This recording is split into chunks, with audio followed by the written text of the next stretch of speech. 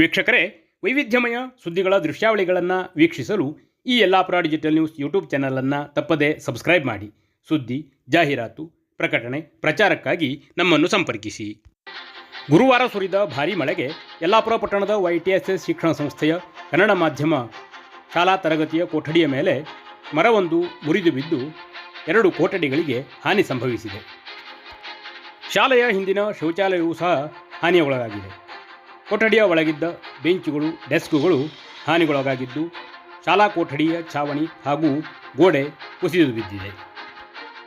ಶಾಲೆಗೆ ರಜೆ ಇರುವ ಸಮಯದಲ್ಲಿ ಈ ಘಟನೆ ನಡೆದಿರುವುದರಿಂದ ಹೆಚ್ಚಿನ ಅವಘಡ ತಪ್ಪಿದಂತಾಗಿದೆ.